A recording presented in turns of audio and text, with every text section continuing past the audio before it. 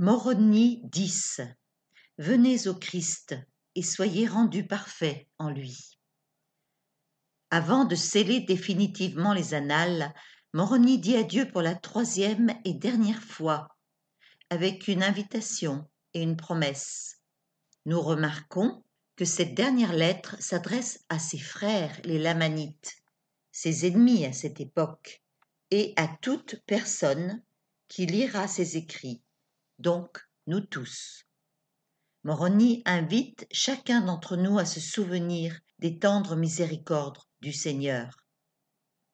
Où et quand avons-nous vu les tendres miséricordes du Seigneur en 2020? Moroni nous exhorte. Ce mot est répété 9 fois dans le chapitre. Cette exhortation est un appel à l'action. Lire, se souvenir, méditer, recevoir, demander et finalement connaître la vérité de toute chose. Il nous exhorte à adoucir notre cœur, à entrer en relation avec notre Père céleste, au verset 4, avec une intention réelle. Dans le Liaona d'octobre 2015, il y a un discours donné par Randall L. Reed, intitulé « Vivre avec un objectif, l'importance de l'intention réelle ». C'est un discours qui m'a beaucoup impressionné et aidé à agir différemment. Que signifie demander d'un cœur sincère, avec une intention réelle? C'est une question à méditer pour chacun d'entre nous.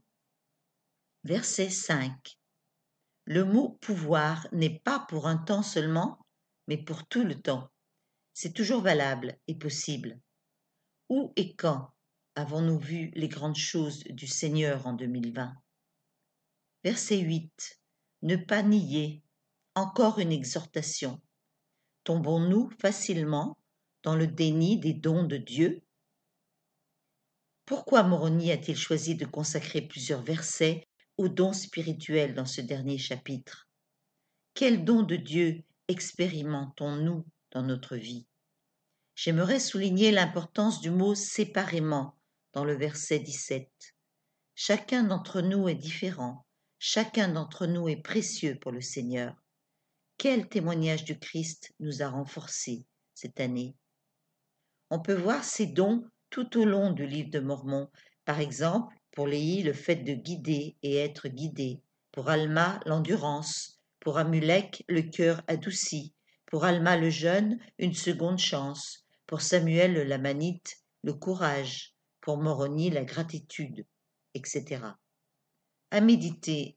En quoi suis-je différent ou différente depuis janvier dernier?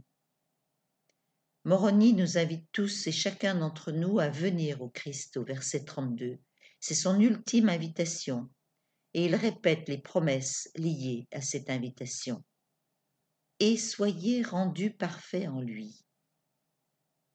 Dans un discours nommé « Soyez donc parfaits finalement » d'octobre 2017, Elder Jeffrey Holland a souligné les dangers du perfectionnisme qualifié de toxique et dangereux, car on exige la perfection de nous-mêmes et des autres, ce qui est impossible dans ce monde.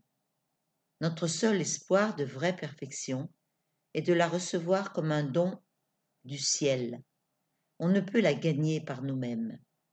Ce n'est que par la grâce du Sauveur que l'on peut être rendu parfait, c'est-à-dire complet, en le suivant et en le servant de tout notre cœur. La grâce est la clé. Mettons l'invitation de Moroni à l'épreuve avec une intention réelle. Trouvons un endroit et un moment paisible pour le faire au cours des prochains jours. 3 questions de plus sur lesquelles méditer. Qu'avons-nous appris sur la foi, l'espérance et la charité? Que signifie venir au Christ? Ce n'est pas le verbe aller qui est utilisé ici, mais bien venir. Quelles sont pour nous les leçons les plus mémorables de notre étude du livre de Mormon? Partageons notre témoignage avec ceux que nous aimons.